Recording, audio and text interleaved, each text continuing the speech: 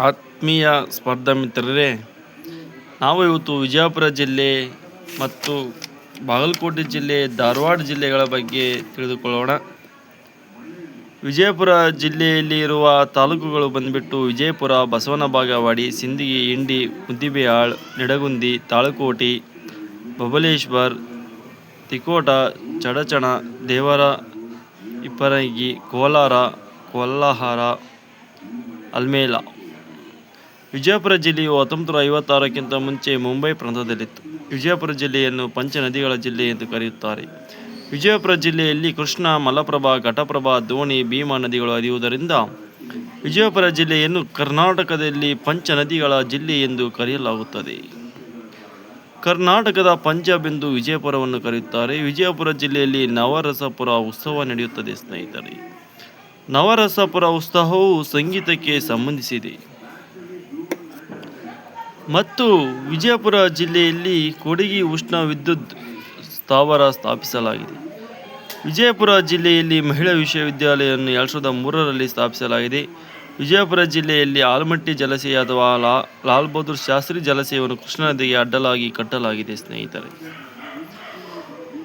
ಸ್ನೇಹಿತರೆ, ವಿಜಯಪುರ ಜಿಲ್ಲೆಯಲ್ಲಿ ಇರುವ ಮಹಿಳಾ ವಿಶ್ವವಿದ್ಯಾಲಯವನ್ನು ಅಕ್ಕಮಹಾದೇವಿ ಮಹಿಳಾ ವಿಶ್ವವಿದ್ಯಾಲಯ ಎಂದು 2017ರಲ್ಲಿ ನಾಮಕರಣ ಮಾಡಲಾಯಿತು. ವಿಜಯಪುರ ಜಿಲ್ಲೆಯು ಕರ್ನಾಟಕದಲ್ಲಿ ಅತಿ ಕಡಿಮೆ ಅರಣ್ಯ ಹೊಂದಿರುವ ಜಿಲ್ಲೆಯಾಗಿದೆ. 2021 ಅರಣ್ಯ ವರದಿ ಪ್ರಕಾರ ವಿಜಯಪುರ ಜಿಲ್ಲೆಯನ್ನು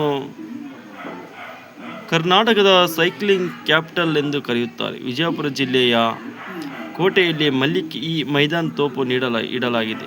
ವಿಜಯಪುರ ಜಿಲ್ಲೆಯಲ್ಲಿ ಅಸರಾ ಮಾಲ್, ಗಗನ ಮಾಲ್, ಗೋಲ್ ಗುಮ್ಮಟ, ಇಬ್ರಾಹಿಂ ರೋಜಾ, ಬರಕ್ ಮಾನ್ ಎಂಬ ಕಟ್ಟಡಗಳು ಇವೆ. ಸ್ನೇಹಿತರೆ, ಗೋಲ್ ಗುಮ್ಮಟವು ಭಾರತದ ಅತಿ ದೊಡ್ಡ ಗುಮ್ಮಟವಾಗಿದೆ. ಗೋಲ್ ಗುಮ್ಮಟವನ್ನು ಮೊಹಮ್ಮದ್ ಆದಿಲ್ ಶಾ ಕಟ್ಟಿಸಿದರು. ಗೋಲ್ ಗುಮ್ಮಟವು ಮೊಹಮ್ಮದ್ ಆದಿಲ್ ಶಾನ ಸಮಾಧಿಯಾಗಿದೆ. ಮೊಹಮ್ಮದ್ ಆದಿಲ್ ಶಾನು ಕ್ರಿಸ್ತ 1626ರಿಂದ 1656ರವರೆಗೆ ಯಕೂಬ್ ಎಂಬ ಶಿಲ್ಪಿ ಮೂಲಕ ಪಿಸುಮಾತಿನ ಗ್ಯಾಲರಿ ಇರುವ ಗೋಲ್ ಗುಮ್ಮಟವನ್ನು ನಿರ್ಮಿಸಿದನು. ಸ್ನೇಹಿತರೆ, ವಿಜಯಪುರ ಜಿಲ್ಲೆಯ ಬಸವನ ಬಾಗೇವಾಡಿ ಬಸವಣ್ಣನ ಜನ್ಮಸ್ಥಳವಾಗಿದೆ. ವಿಜಯಪುರ ಜಿಲ್ಲೆಯಲ್ಲಿ ತಾಳಿಕೋಟೆ ಅಥವಾ ರಕ್ಕಸ ತಂಗಡಿ ಎಂಬ ಯುದ್ಧ ಭೂಮಿ ಇದೆ. ತಾಳಿಕೋಟೆ ಅಥವಾ ರಕ್ಕಸ ತಂಗಡಿ ಕದನವು 1565 ಜನವರಿ 23ರಂದು ನಡೆಯಿತು. ತಾಳಿಕೋಟೆ ಕದನವು ಬಹಮನಿ ಸುಲ್ತಾನರ ಮತ್ತು ವಿಜಯನಗರ ಸಾಮ್ರಾಜ್ಯದ ನಡುವೆ ನಡೆಯಿತು.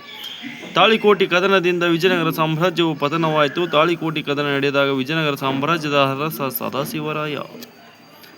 ವಿಜಯಪುರ ಜಿಲ್ಲೆಯು ಕರ್ನಾಟಕದಲ್ಲಿ ಅತಿ ಹೆಚ್ಚು ದ್ರಾಕ್ಷಿ ಬೆಳೆಯುವ ಜಿಲ್ಲೆಯಾಗಿದೆ. ವಿಜಯಪುರ ಜಿಲ್ಲೆಯು ಕರ್ನಾಟಕದಲ್ಲಿ ಅತಿ ಹೆಚ್ಚು ಜೋಳ ಬೆಳೆಯುವ ಜಿಲ್ಲೆಯಾಗಿದೆ. ಸ್ನೇಹಿತರೆ, ವಿಜಯಪುರ ಜಿಲ್ಲೆಯ ಇಂಡಿ ಎಂಬಲ್ಲಿ ರಾಜ್ಯ ನಿಂಬೆ ಅಭಿವೃದ್ಧಿ ಮಂಡಳಿಯನ್ನು ಸ್ಥಾಪಿಸಲಾಗಿದೆ. ವಿಜಯಪುರ ಜಿಲ್ಲೆಯ ಚಡಚಣ ಎಂಬಲ್ಲಿ ಸಾಹಿತಿ ಸಿಂಪಿ ಲಿಂಗಣ್ಣನವರ ಜನ್ಮಸ್ಥಳವಾಗಿದೆ. ವಿಜಯಪುರ ಜಿಲ್ಲೆಯ ಇಂಡಿ ತಾಲೂಕಿನ ಸಾಲೋಟಗಿ ರಾಷ್ಟ್ರಕೂಟರ ಶಿಕ್ಷಣ ಕೇಂದ್ರವಾಗಿತ್ತು. ವಿಜಯಪುರ ಆಳುತ್ತಿದ್ದ ಆದಿಲ್ ಶಾಹಿ ಮನೆತನದ ಆಳ್ವಿಕೆಯು ಮೊಘಲರ ಔರಂಗಜೇಬನ ಆಕ್ರಮಣದಿಂದ ಕೊನೆಗೊಂಡಿತು. ಸ್ನೇಹಿತರೆ,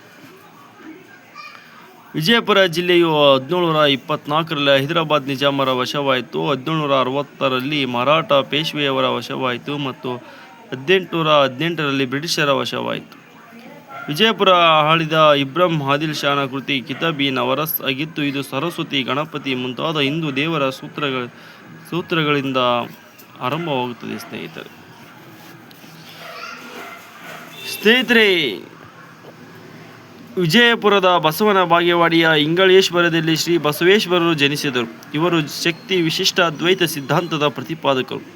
ವಿಜಯಪುರದ ಆದಿಲ್ ಶಾಹಿ ಮನೆತನದ ಸ್ಥಾಪಕ ಯೂಸುಫ್ ಆದಿಲ್ ಶಾಹಿ 1489. ಬಿಜಾಪುರದ ಆದಿಲ್ ಶಾಹಿ ಮನೆತನದ 1ನೇ ಆದಿಲ್ ಶಾನು ಅಹಮದ್ ನಗರದ ರಾಜಕುಮಾರಿ ಚಂದಾ ಬೇವಿಯನ್ನು ವಿವಾಹವಾಗಿದ್ದಕ್ಕಾಗಿ ವರದಕ್ಷಿಣೆಯಾಗಿ ಈಕೆ ಬಿಜಾಪುರಕ್ಕೆ ಮಲ್ಲಿಕ್ ಮೈದಾನ್ ತೋಪು ತಂದಳು. ಜಗದ್ಗುರು ಎಂಬ ಬಿರುದು ಹೊಂದಿದ್ದ 2ನೇ ಇಬ್ರಾಹಿಂ ಆದಿಲ್ ಶಾನು ಬಿಜಾಪುರದಲ್ಲಿ ದತ್ತಾತ್ರೇಯ ನರಸಿಂಹ ದೇವಾಲಯ ನಿರ್ಮಿಸಿದನು. 2ನೇ ಇಬ್ರಾಹಿಂ ಆದಿಲ್ ಶಾನು ತನ್ನ ರಾಣಿ ತಾಜ್ ಸುಲ್ತಾನಳ ನೆನಪಿಗೆ ಕ್ರಿಸ್ತ 1626ರಲ್ಲಿ ಮಲಿಕ್ ಸಂದಲ್ ಶಿಲ್ಪ ಮೂಲಕ ದಕ್ಷಿಣ ಭಾರತದ ತಾಜ್ ಮಹಲ್ ಎಂಬ ಖ್ಯಾತಿಯ ಇಬ್ರಾಹಿಂ ರೋಜಾವನ್ನು ವಿಜಯಪುರದಲ್ಲಿ ನಿರ್ಮಿಸಿದನು. ಸ್ನೇಹಿತರೆ, ಅದಿಷ್ಟು ಮಾಹಿತಿ ವಿಜಯಪುರ ಜಿಲ್ಲೆ ಬಗ್ಗೆ ಆಯಿತು. ಈಗ ಚಾಲುಕ್ಯ ಸಾಮ್ರಾಜ್ಯದ ನಾಡು ಬಾಗಲಕೋಟೆ ಜಿಲ್ಲೆ. ಬಾಗಲಕೋಟೆ ಜಿಲ್ಲೆಯಲ್ಲಿರುವ ತಾಲೂಕುಗಳು ಬಾಗಲಕೋಟೆ, ರಬಕವಿ, ಬನಹಟ್ಟಿ, ಗುಳೇದಗುಡ್ಡ, ಬಾದಾಮಿ, ಹುನಗುಂದ, ಜಮಖಂಡಿ, ಮುಧೋಳ, ಇಳಕಲ್ಲು, ಬೆಳಗಿ. ಬಾಗಲಕೋಟೆ ಜಿಲ್ಲೆಯು ವಿಜಯಪುರ ಜಿಲ್ಲೆಯಿಂದ 1997ರಲ್ಲಿ ಪ್ರತ್ಯೇಕವಾಯಿತು.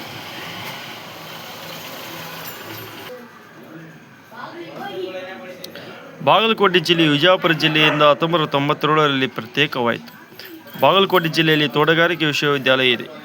ಬಾಗಲಕೋಟೆ ಜಿಲ್ಲೆಯ ಹುನಗುಂದ ತಾಲೂಕಿನ ಐಹೊಳೆ ಗ್ರಾಮದ ಮೇಗೂತಿ ಎಂಬ ದೇವಾಲಯದಲ್ಲಿ ಐಹೊಳೆ ಶಾಸನ ಇದೆ. ಐಹೊಳೆ ಶಾಸನದಲ್ಲಿ ಕಾಳಿದಾಸನ ಹೆಸರನ್ನು ಉಲ್ಲೇಖಿಸಲಾಗಿದೆ. ಐಹೊಳೆ ಶಾಸನವನ್ನು ಇಮ್ಮಡಿ ಪುಲಿಕೇಶಿಯ ಆಸ್ಥಾನದ ಕವಿ ರವಿಕೀರ್ತಿ ರಚಿಸಿದನು. ಐಹೊಳೆ ಶಾಸನವು ನರ್ಮದಾ ನದಿ ಕದನಕ್ಕೆ ಸಂಬಂಧಿಸಿದ್ದು. ಐಹೊಳೆ ಶಾಸನವು ಸಂಸ್ಕೃತ ಭಾಷೆಯಲ್ಲಿದೆ. ಐಹೊಳೆ ಶಾಸನವು ನರ್ಮದಾ ನದಿ ಕದನಕ್ಕೆ ಸಂಬಂಧಿಸಿದ್ದು. ಐಹೊಳೆ ಶಾಸನವು ಸಂಸ್ಕೃತ ಭಾಷೆಯಲ್ಲಿದೆ. ಬಾಗಲಕೋಟೆ ಜಿಲ್ಲೆಯ ಬಾದಾಮಿಯಲ್ಲಿರುವ ಕಪ್ಪೆ ಅರಭಟ್ಟನ ಶಾಸನವು ತ್ರಿಪದಿಯಲ್ಲಿದೆ. ಬಾಗಲಕೋಟೆ ಜಿಲ್ಲೆಯ ಇಳಕಲ್ ಪಿಂಕ್ ಕಲ್ಲಿನ ಗ್ರಾನೈಟ್ ಮತ್ತು ಸೀರೆಗಳಿಗೆ ಹೆಸರುವಾಸಿಯಾಗಿದೆ.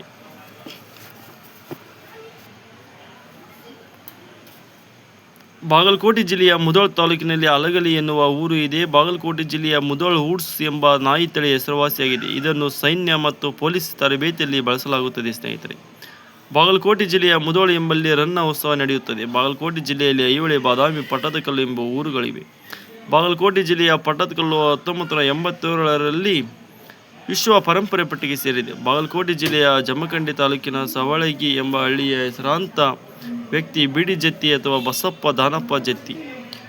ಬಿಡಿ ಜತ್ತಿರವರು ಉಪರಾಷ್ಟ್ರಪತಿಯಾದ ಏಕೈಕ ಕನ್ನಡಿಗರು. ಬಿಡಿ ಜತ್ತಿಯರವರು ಹಂಗಾಮಿ ರಾಷ್ಟ್ರಪತಿಯಾದ ಏಕೈಕ ಕನ್ನಡಿಗರು. ಬಿಡಿ ಜತ್ತಿರವರು ಒಡಿಸ್ಸಾದ ರಾಜ್ಯದ ರಾಜ್ಯಪಾಲರಾಗಿ ಕಾರ್ಯನಿರ್ವಹಿಸಿದ್ದಾರೆ. ಬಿಡಿ ಜತ್ತಿರವರು ಮೈಸೂರು ರಾಜ್ಯದ ಮುಖ್ಯಮಂತ್ರಿಯಾಗಿ ಕಾರ್ಯನಿರ್ವಹಿಸಿದ್ದಾರೆ. ಸ್ನೇಹಿತರೆ, 1857ರ ಬ್ರಿಟಿಷರ ಸಶಸ್ತ್ರ ಕಾಯ್ದೆ ವಿರುದ್ಧ ನಡೆದ ಬಾಗಲಕೋಟೆಯ ಅಲಗಲಿಯ ಬೇಡರ ದಂಗೆಯ ನಾಯಕರು ಜಡಂಗ, ಬಾಲ ಮತ್ತು ರಾಮಿ. ಬಾಗಲಕೋಟೆ ಜಿಲ್ಲೆಯ ನವನಗರ ಕರ್ನಾಟಕದ ಮೊದಲ ಯೋಚಿತ ನಗರವಾಗಿದೆ. ಸ್ನೇಹಿತರೆ, ಬಾಗಲಕೋಟೆ ಜಿಲ್ಲೆಯ ಬಾದಾಮಿಯ ಹಳೆಯ ಹೆಸರು ವಾತಾಪಿ. ಬಾಗಲಕೋಟೆ ಜಿಲ್ಲೆಯ ಬಾದಾಮಿಯು ಚಾಲುಕ್ಯರ ರಾಜಧಾನಿಯಾಗಿತ್ತು.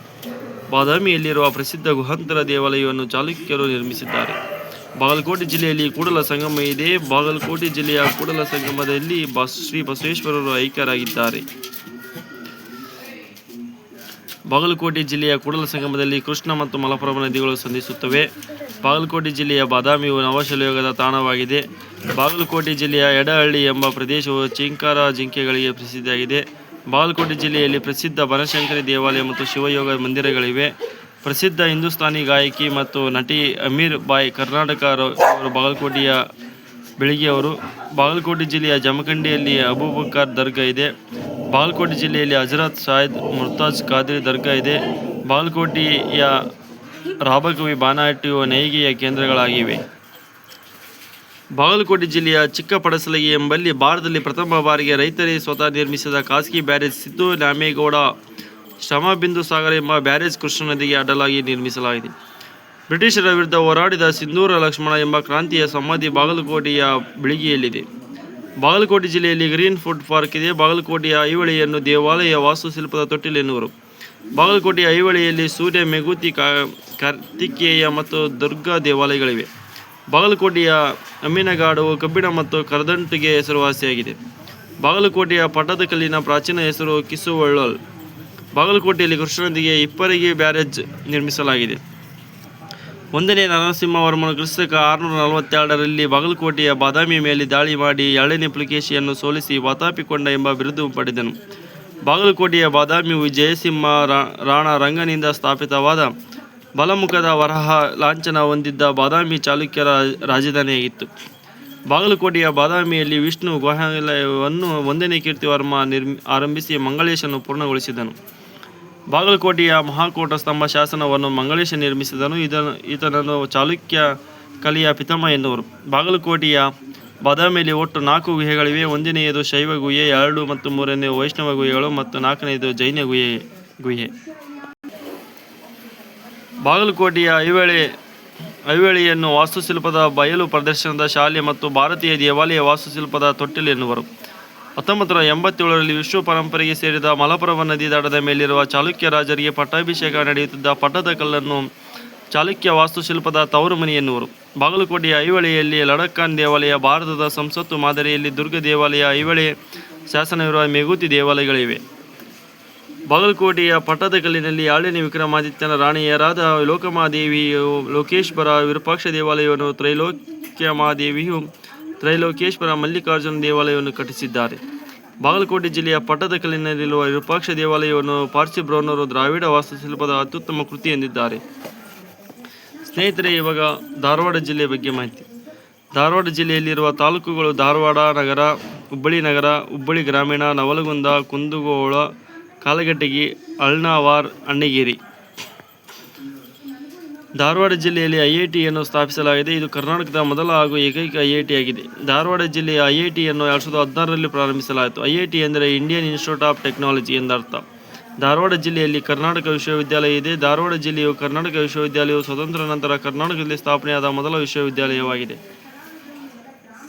ಧಾರವಾಡ ಜಿಲ್ಲೆಯಲ್ಲಿ ಕೃಷಿ ವಿಶ್ವವಿದ್ಯಾಲಯ ಇದೆ. ಧಾರವಾಡ ಜಿಲ್ಲೆಯ ಹುಬ್ಬಳ್ಳಿಯಲ್ಲಿ ಕರ್ನಾಟಕ ರಾಜ್ಯ ಕಾನೂನು ವಿಶ್ವವಿದ್ಯಾಲಯ ಇದೆ.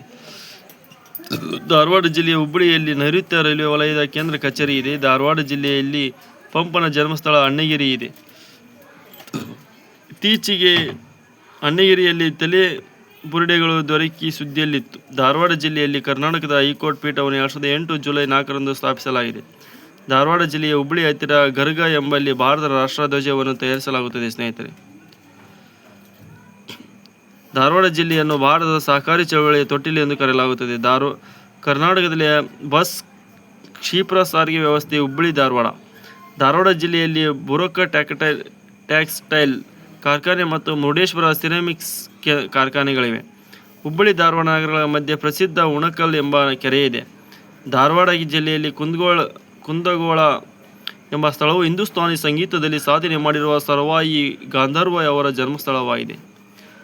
KVGB ಕರ್ನಾಟಕ ವಿಕಾಸ ಗ್ರಾಮೀಣ ಬ್ಯಾಂಕಿನ ಕೇಂದ್ರ ಕಚೇರಿ ಧಾರವಾಡದಲ್ಲಿದೆ. ಕೆನರಾ ಬ್ಯಾಂಕ್ ಪ್ರಾಯೋಜಿತ. ಧಾರವಾಡ ಜಿಲ್ಲೆಯ ಹುಬ್ಬಳ್ಳಿಯ ಸಿದ್ಧಾರೂಢ ಸ್ವಾಮಿ ರೈಲು ನಿಲ್ದಾಣವು 1505 ಮೀಟರ್ ಉದ್ದದ ರೈಲು ಪ್ಲಾಟ್ಫಾರಂ ಹೊಂದಿದ್ದು ಪ್ರಪಂಚದ ಅತಿ ಉದ್ದದ ರೈಲ್ವೆ ಪ್ಲಾಟ್ಫಾರಂ ಆಗಿದೆ. ಸ್ನೇಹಿತರೆ,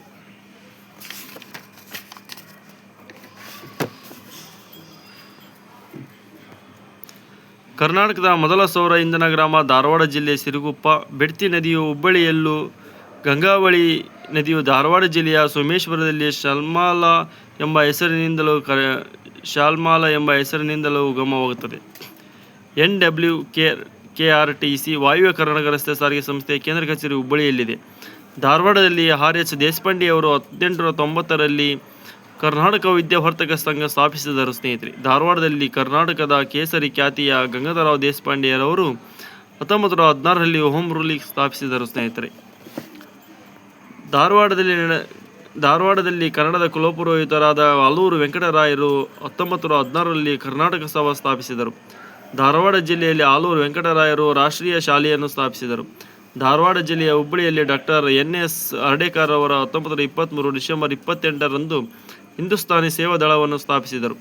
ಧಾರವಾಡ ಜಿಲ್ಲೆಯ ಹುಬ್ಬಳ್ಳಿಯಲ್ಲಿ ಕರ್ನಾಟಕದ ವ್ಯಕ್ತಿಗತವಾಗಿ 23ನೇ ಮತ್ತು ಒಟ್ಟಾರೆ 31ನೇ ಮುಖ್ಯಮಂತ್ರಿ ಶ್ರೀ ಬಸವರಾಜ ಬೊಮ್ಮಾಯಿರವರು ಜನಿಸಿದ ಸ್ಥಳವಾಗಿದೆ. ಸ್ನೇಹಿತರೆ, ಧಾರವಾಡ ಜಿಲ್ಲೆಯ ಇಲ್ಲಿನ ಹಿಂದೂಸ್ತಾನಿ ಶಾಸ್ತ್ರೀಯ ಸಂಗೀತಗಾರರು: ಗಂಗೂಬಾಯಿ ಹಾನಗಲ್ ಹಿಂದೂಸ್ತಾನಿ ಶಾಸ್ತ್ರೀಯ ಸಂಗೀತಗಾರರು, ಪಂಡಿತ್ ಭೀಮಸೇನ್ ಜೋಶಿ ಹಿಂದೂಸ್ತಾನಿ ಶಾಸ್ತ್ರೀಯ ಸಂಗೀತಗಾರರು, ಪಂಡಿತ್ ಮಲ್ಲಿಕಾರ್ಜುನ್ ಮನ್ಸೂರ್, ಬಸವರಾಜ್ ರಾಜ್ಗುರು ಇವರೆಲ್ಲ ಹಿಂದೂಸ್ತಾನಿ ಶಾಸ್ತ್ರೀಯ ಸಂಗೀತಗಾರರು.